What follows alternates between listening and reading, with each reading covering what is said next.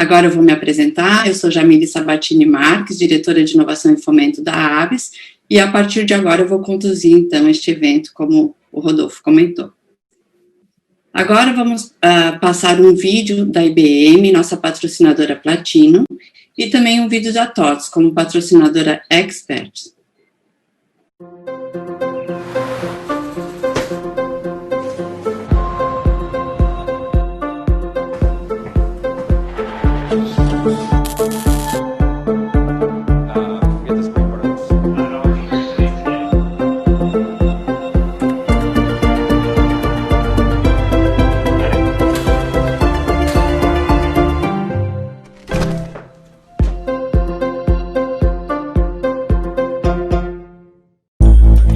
Além de carnaval, praia e futebol. Na verdade, luto dia e noite para realizar meus sonhos. Jeitinho? Quando todo mundo acha que deu errado, eu vejo uma oportunidade. Esse é o meu jeitinho. É enfrentar obstáculos, mudanças e dificuldades. E acreditar que tudo vai dar certo. Porque eu trabalho até dar certo.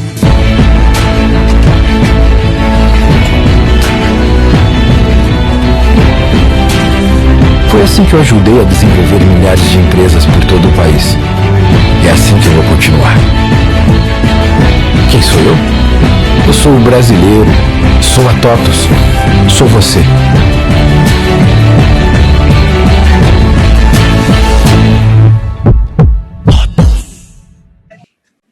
Mais uma vez, agradecemos às empresas patrocinadoras pela viabilidade deste evento.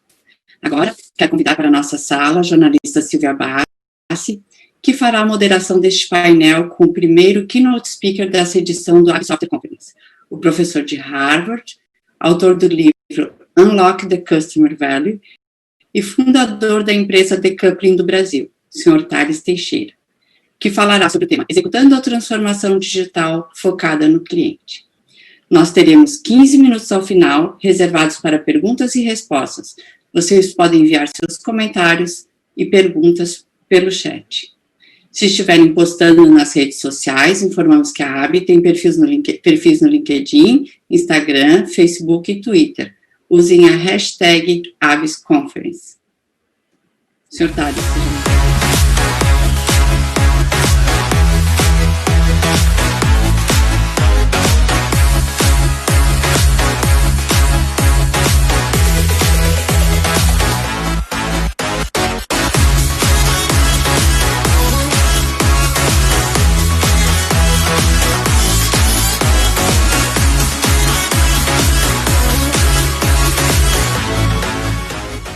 Olá, muito bom dia, Jamile, Silvia e Rodolfo, obrigado pelo convite. É um grande prazer estar aqui com vocês. Estou falando de San Diego, na Califórnia, e eu gostaria de falar com vocês um pouquinho sobre o tema que me pediram para falar sobre executando transformação digital focada no cliente. E eu dou a grande ênfase à parte de execução de transformações digitais.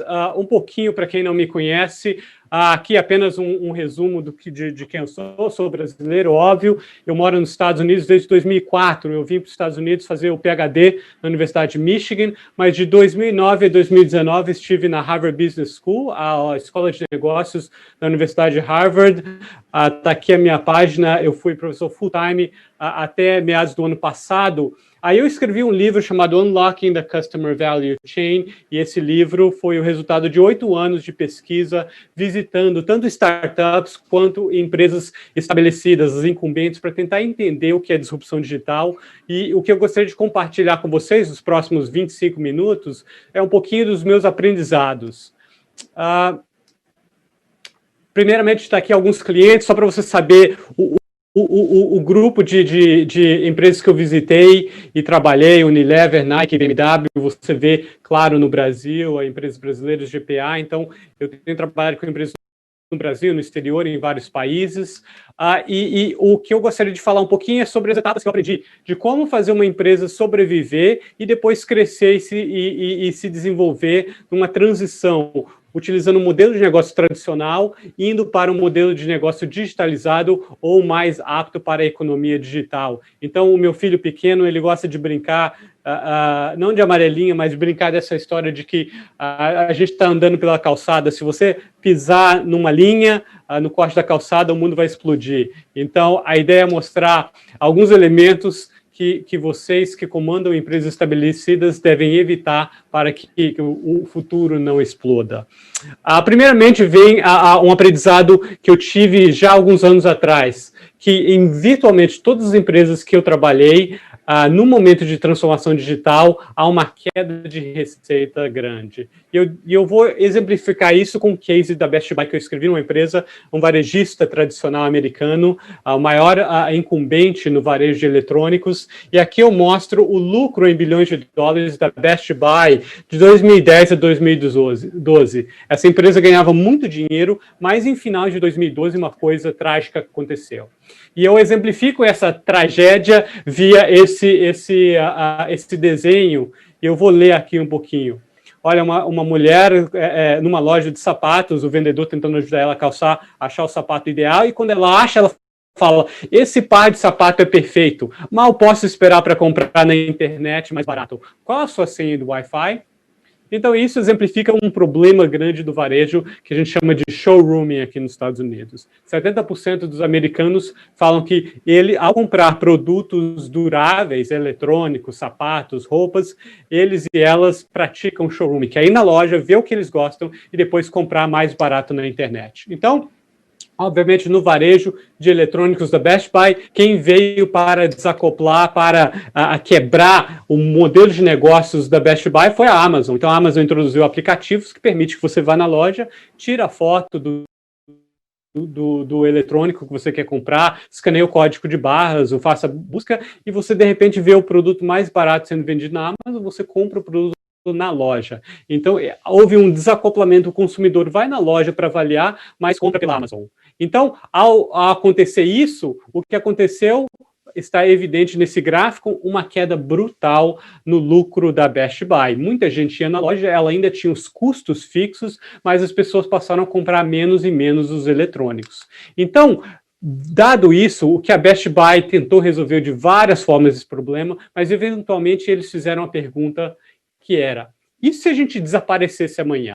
Quem iria sentir a nossa falta? Se de repente a Best Buy fosse falência, alguém ia sentir a nossa falta? Primeiro, eles descobriram que os consumidores iriam sentir a falta deles, mas depois eles também pensaram que os fabricantes de eletrônicos também iriam sentir a falta deles. Porque empresas como a Samsung, a Sony, a LG, eles dependem da Best Buy para mostrar os produtos para os consumidores.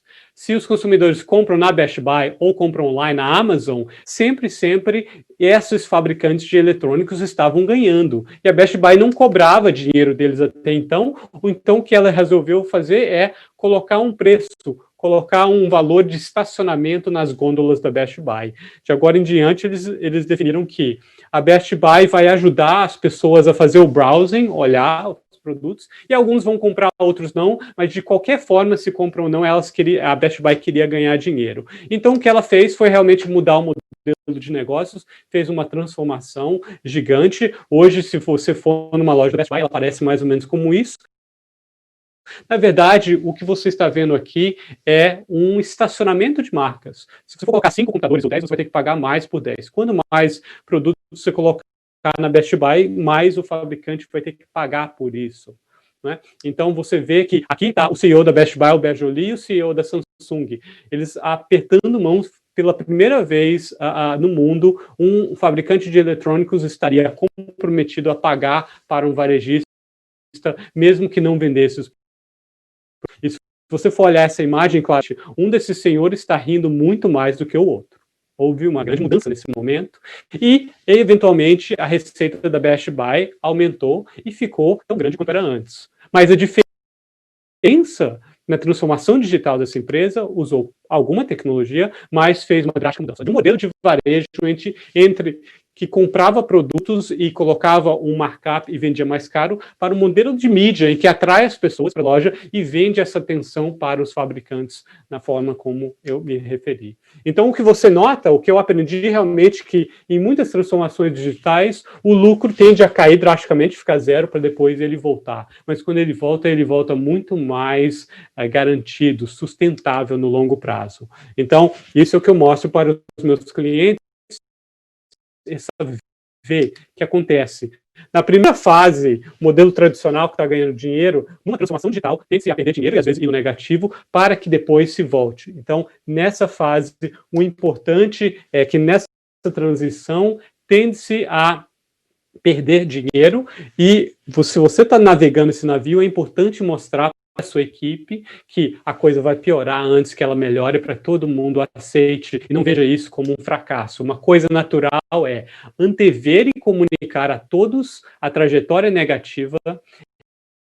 É crítico para conseguir apoio tanto de funcionários quanto do board, conselhos e outros a completar essa jornada de transformação digital. Então, se a gente consegue prever que algo vai acontecer, por que esperar acontecer para depois explicar o fenômeno? Executivos têm que mostrar para todos os envolvidos o que vai acontecer antes que o filme aconteça, para que todos tenham a confiança de que isso era a tendência natural e que as coisas vão melhorar. Então, o outro ponto é que eu aprendi, o novo jogo não é o que todos falam. Eu vou explicar um pouquinho mais isso, mostrando alguns exemplos também, tá? Vocês devem conhecer a John Deere, um dos maiores fabricantes de equipamentos agrícolas no mundo inteiro. E se você for pensar, o cliente da John Deere é um agricultor que tem que preparar a terra, decidir qual semente plantar a semente, aplicar herbicida e depois fazer a colheita. E em todas essas atividades, a John Deere, no passado, ela tentava ajudar o agricultor vendendo equipamentos, vendendo máquinas. Então, é o que eu chamo de um product-based strategy, uma estratégia 100% baseado em criar produtos e vender esses produtos e empurrar os produtos para os seus consumidores, que são agricultores. Então, trabalhando com a John Deere, o presidente da John Deere me explicou a estratégia de mais de 50 anos da John Deere como bigger, faster, better. O objetivo era falar para os engenheiros produzirem cada vez máquinas agrícolas maiores, mais rápidas e melhores para poder empurrar para o agricultor. O problema é que, ano após ano, agricultores não conseguiam cada vez ficar comprando equipamento mais caro. Uma hora eles começaram a trocar equipamentos a cada 2 anos, a cada 5 anos, e agora a cada 10 anos, e isso criou um problema para a John Deere. E o que a John Deere resolveu fazer, já nos últimos 2 anos, é uma mudança de estratégia de produtos para serviços. Então a John Deere cada vez mais está querendo, ao invés de empurrar máquinas agrícolas, está tentando vender serviços para os agricultores. Por exemplo, ajudar eles a decidirem que semente melhor plantar, porque foram disruptados por startups como a Farmers Business Network. E também ajudar na aplicação de herbicida. Por quê? Porque perderam essa atividade por outras startups. Então, veja que está havendo uma mudança radical da estratégia dessa empresa e só o futuro nos dirá se realmente vão ser bem-sucedidos. A GE também tem feito, nesses últimos 5, 7 anos, uma transformação muito grande na empresa. O que a empresa era no passado? Ela ajudava os seus clientes a comprar equipamento industrial. Então, usinas, turbinas, motores e tudo mais, era a GE que fabricava.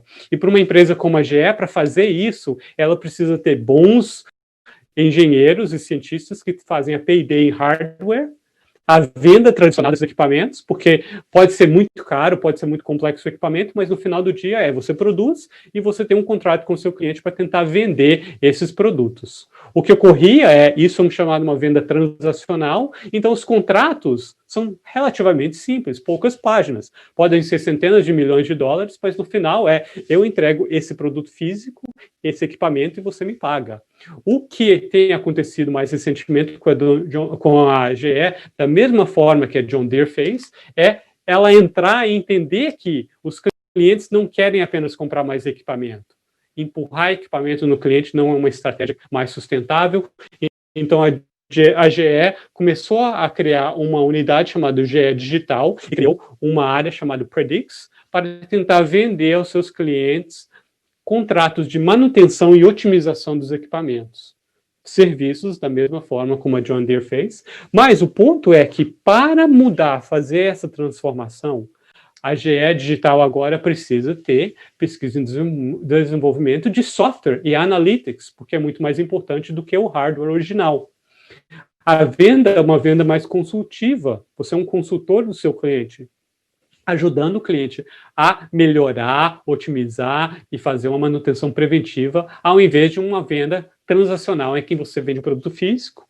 E os contratos também são contratos de performance, muito mais complicados, porque é preciso avaliar o que a empresa está fazendo agora, como a GE pode melhorar e como a empresa vai ser paga por isso, ao invés de uma venda num contrato muito simples.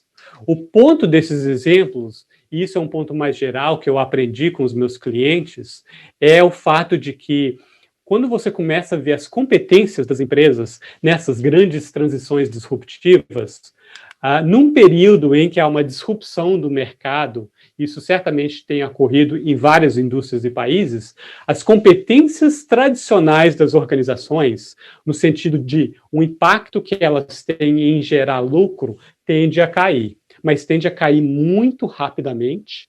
E as novas competências necessárias, por exemplo, da John Deere para vender produto, sair de vender produto para vender serviço, elas tendem a crescer de uma forma muito mais devagar. Novas competências organizacionais demoram um tempo para adquirirem essa capacidade de impactar os lucros.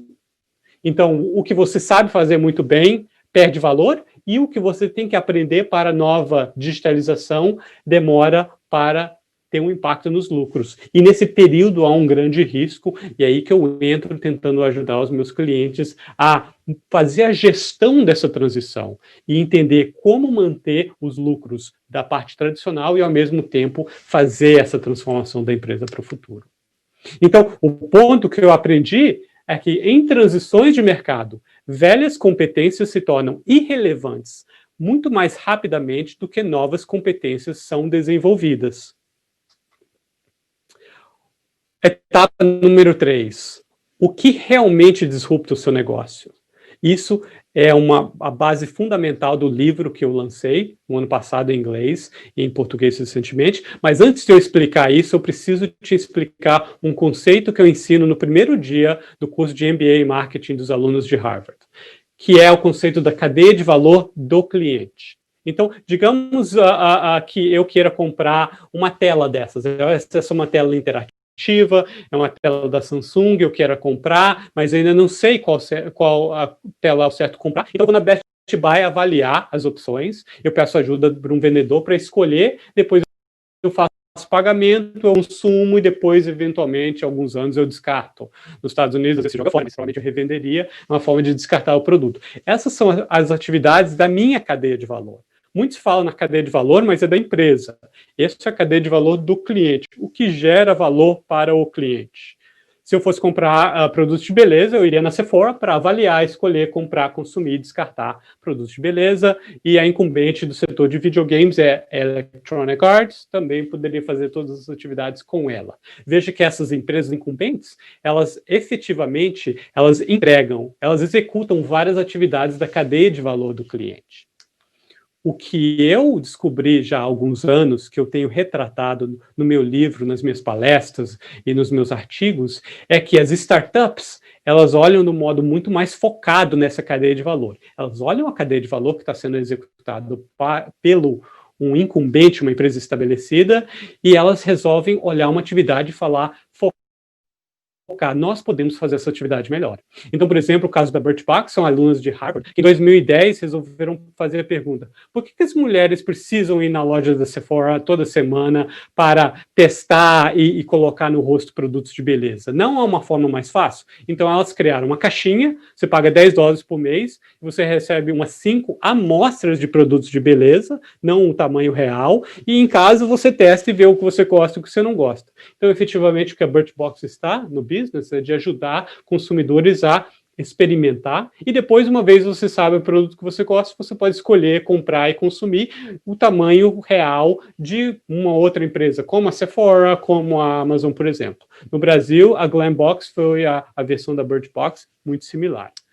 Quando a Amazon saiu de livros para eletrônicos, ela não estava disposta a investir para criar lojas físicas. Ela falou o seguinte, bom, já tem loja da Best Buy, então vai avaliar, escolher os produtos lá na loja, pega o seu aplicativo e compre com a gente, desacoplando a cadeia de valor e tentando reter atividade de vender para os clientes.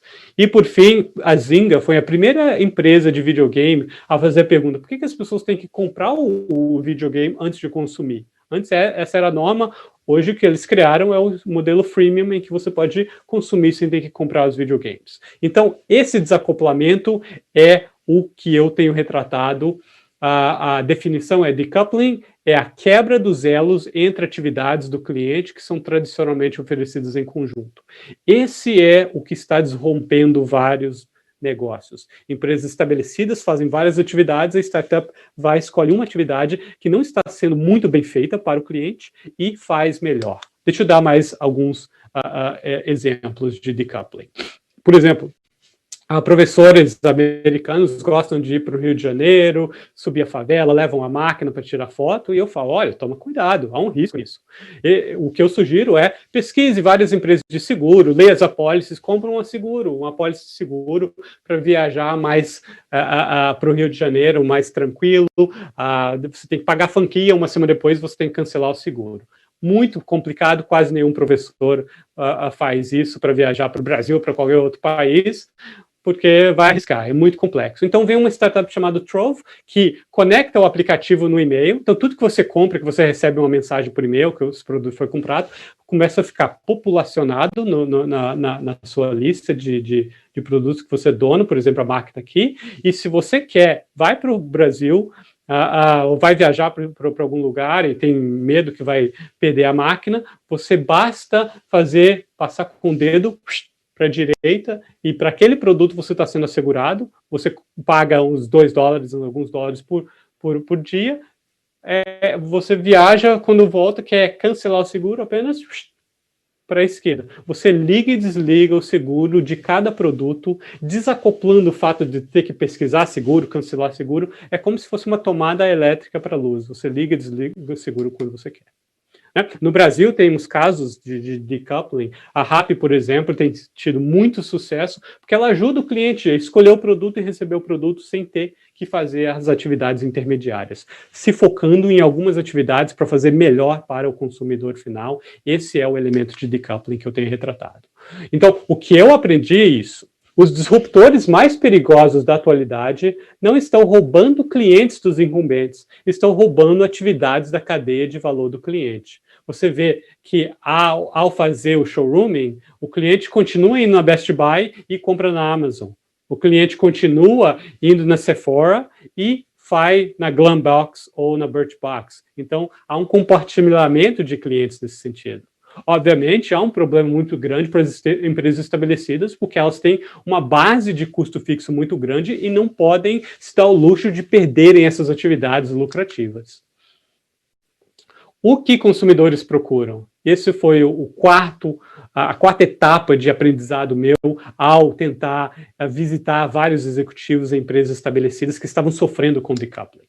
E, basicamente, voltando à indústria de beleza, é importante ver que há 3 etapas da cadeia de valor do cliente são importantes. Testar o produto, porque o que funciona na minha pele não pode funcionar na sua, pode ser diferente, então é precisar testar no cabelo. Aí depois você faz a primeira compra do produto em tamanho real, aquele produto grande que você fala, gostei, eu sei onde comprar, e se você quer comprar na mesma loja da Sephora, você sabe o produto, sabe a gôndola onde está, fica muito mais fácil. Então isso eu chamo de forças de integração. São forças que atuam nos consumidores de modo a tentar convencer, digamos, o consumidor a usar uma empresa para adquirir todas as atividades. Então, por exemplo, a Sephora, se você testa, eles têm a expertise, que tem as consultoras de moda, você faz a primeira compra, faz a compra, tem a simplicidade. Tudo isso, expertise e simplicidade, faz com que o consumidor queira, ou seja, forçado a integrar as atividades com uma empresa incumbente só. Mas existem forças opostas que atuam nos consumidores, tentando fazer o oposto. que eu chamo de forças de especialização. Se você quer conveniência, provavelmente você vai usar Birchbox ou Glambox, porque você não quer ir na loja. Conveniência é mais importante na etapa de testar. Se você quer preço, acima de tudo, geralmente, não sempre a Amazon tem preços mais baratos e você pode fazer a primeira compra na Amazon. E se você quer a garantia de ter sempre o produto de beleza ou creme no seu banheiro, sempre disponível, a Kiehl's criou uma solução que permite que você compre uma assinatura de cremes. Você não paga mais pela quantidade ou pelo tamanho da embalagem, você paga uma assinatura fixa e você, no aplicativo, fala o quanto você vai consumir. No verão você consome mais, no inverno consome menos. A Kiehl's vai te mandando preventivamente produtos pelo correio e te dá essa garantia. Então, o consumidor está sendo empurrado e puxado por duas forças. Uma que fala, faz tudo com a gente, e outra que as startups falam, faça essa atividade com a gente, faça essa outra atividade com a gente, faça essa terceira atividade com a gente. Tá? Então, um exemplo clássico aí que está acontecendo no Brasil é Quinto Andar. Se você for alugar imóvel, você tem que ir na imobiliária, visitar imóveis, ter fiador, alugar imóvel. Ter fiador é complexo, visitar esses imóveis também demora. Então, o que o Quinto Andar faz para você é eliminar toda essa burocracia. Não precisa ter mais fiador. Conseguiram reduzir de 40 para 4 dias o tempo médio para uma pessoa finalizar o aluguel. Veja como reduziu drasticamente ao desacoplando, reduzindo o tempo e deixando mais fácil. Então, quando eu falo para os meus alunos que querem criar modelos disruptivos de startups, eu falo o seguinte, pensa numa empresa estabelecida.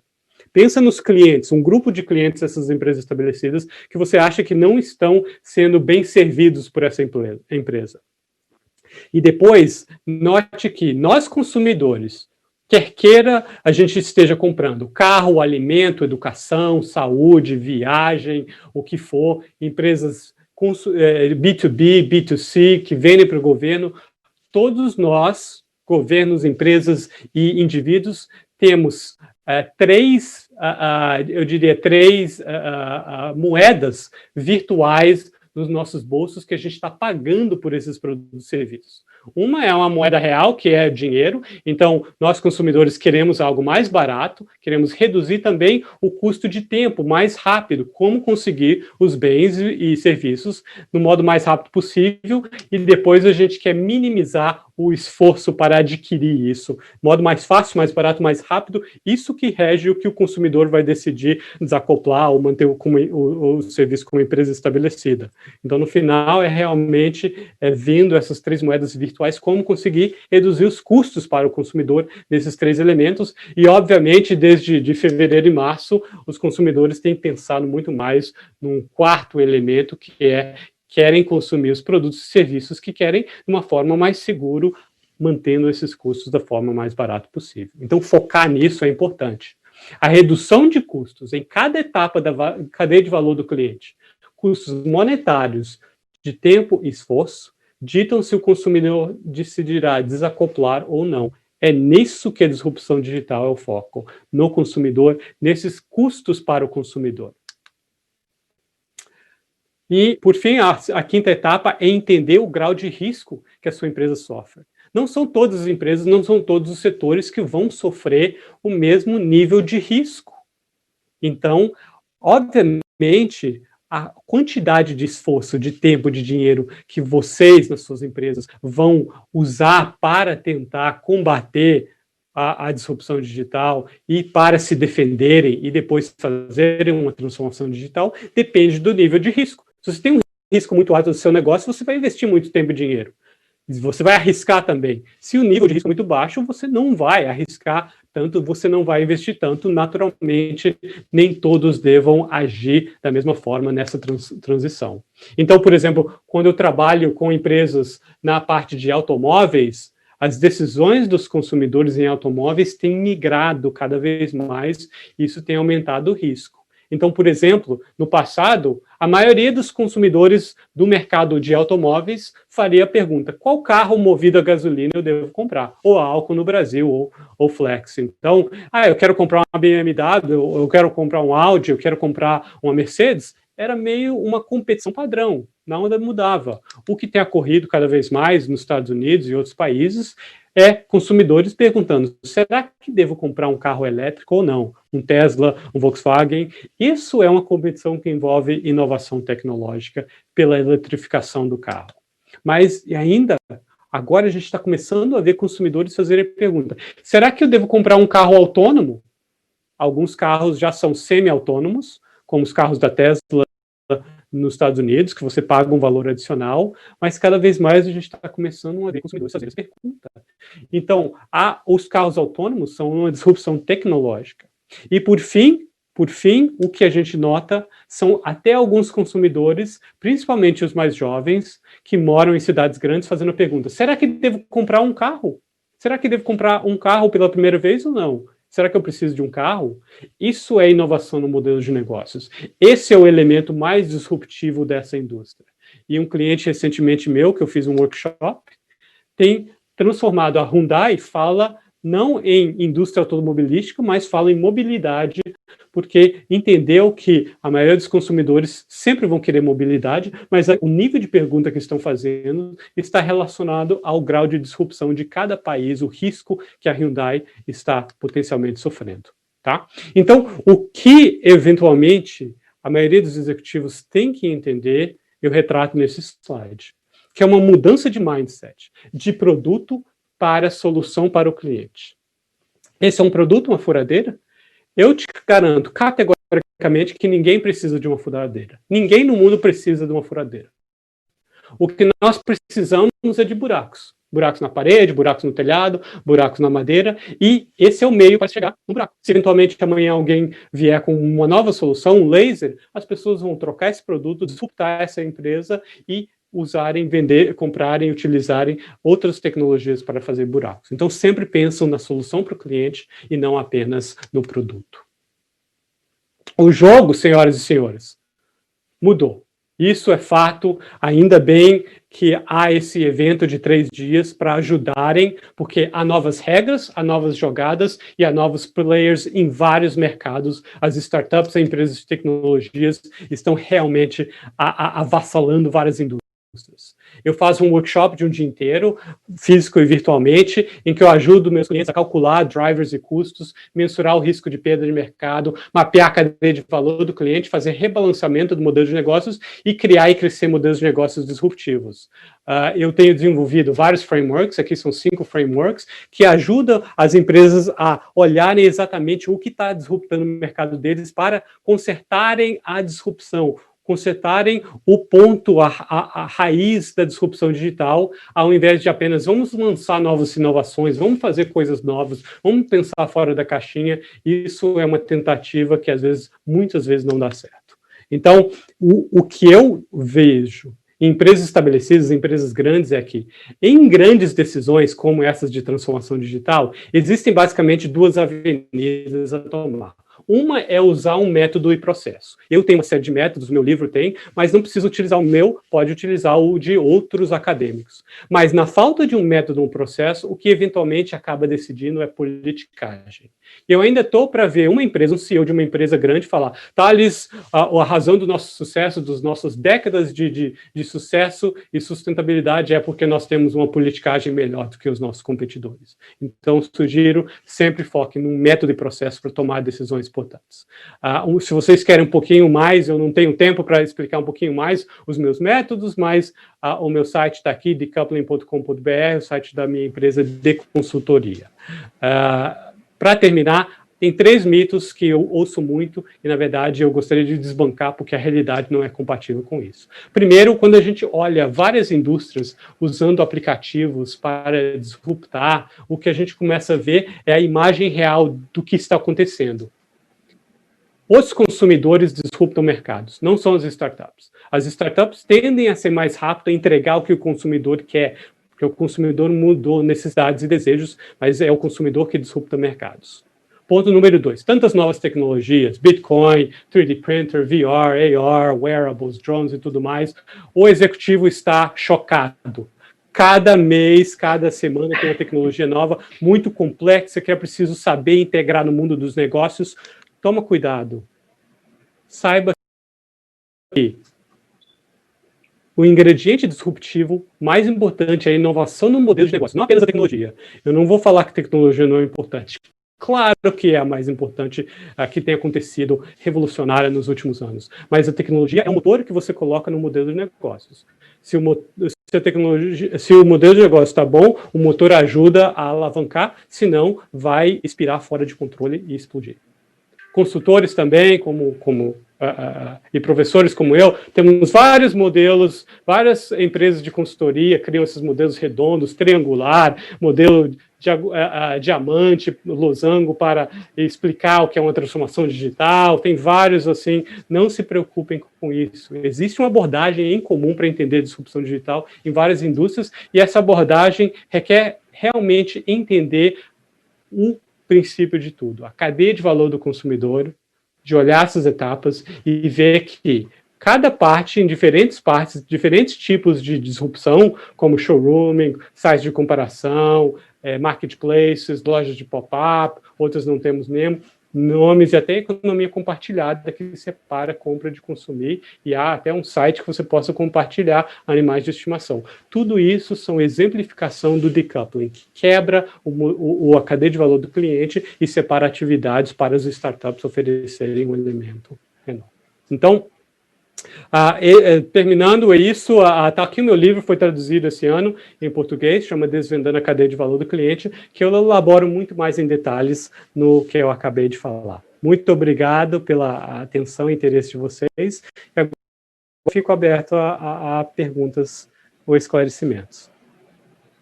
Maravilha. Thales. Sim. Opa, já temos um monte de pergunta para você aqui.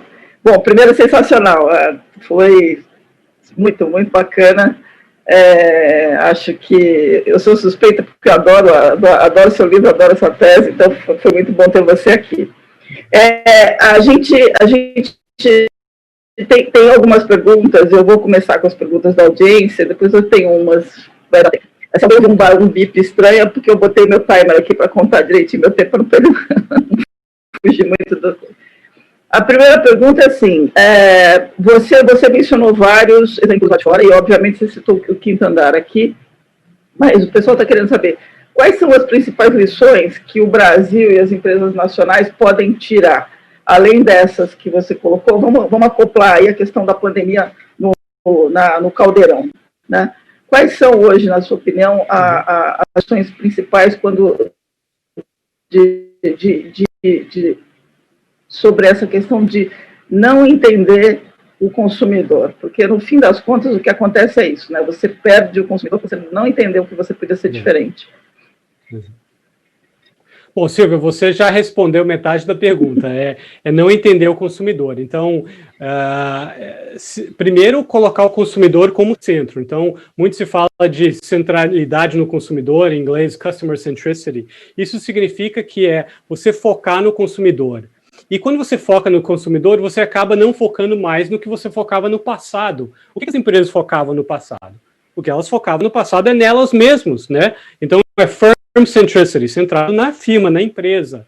Então, no passado, muito se falava. Se eu sou uma empresa automotiva, o foco eu investi em fábricas e investi em relacionamentos com fabricantes de peças. Então, isso é mais importante. Então, sempre que há uma necessidade de evolução, a Ford, a GM, a Chrysler falava, como que a gente pode vender mais carro? Isso não é focar no cliente final, porque o cliente final, cada vez mais, como eu falei, está falando, será que eu preciso comprar carro? Será que eu preciso trocar de carro a cada 2, 3 anos? Então, o foco no cliente é realmente você abrir mão de foco em si mesmo. Esse princípio do marketing de que se você realmente agradar, satisfazer e ter um relacionamento com o cliente, você vai ser remunerado no longo prazo. Mas é algo que você demanda confiança. E o outro ponto é como se focar no cliente. Se você está longe do seu cliente final, do consumidor, você nunca vai se focar muito nele. Então, fabricantes que estão longe do cliente final, o fabricante fabrica eletrônico, como uma televisão, que entrega para um distribuidor, o distribuidor entrega para o varejista entrega para o cliente final, está sempre longe do cliente final. E por mais que você faça pesquisa de satisfação do consumidor, se você não está próximo, você não vai ter esse relacionamento e entender o cliente como realmente o cliente quer, entender as dores do cliente e ter rapidamente uma resposta do que vocês fazem. Então, esteja próximo do seu cliente. Crie uma unidade na sua empresa para vender diretamente para o cliente, se for necessário, para você conseguir ter esse relacionamento e ter esses dados do cliente. E por fim, você fala, Silvia, da pandemia e tudo mais, a pandemia realmente o que acarretou é uma mudança de comportamento dos consumidores, mas em vez de demorar uma década, 15 anos, aconteceu em alguns meses. Essas pessoas priorizaram agora saúde, priorizaram bem-estar, priorizaram reduzir risco, priorizaram elementos em relação ao vírus, né? Então, as pessoas estão fazendo academias em casa, estão não indo em cinemas e tudo mais. Muitos disso podem voltar eventualmente, mas alguns podem realmente ter mudado para sempre. Bem bacana. Ou seja, já não se preocupava com o cliente, a transformação digital só amplifica o telhado de vidro, é isso, né? Pois é.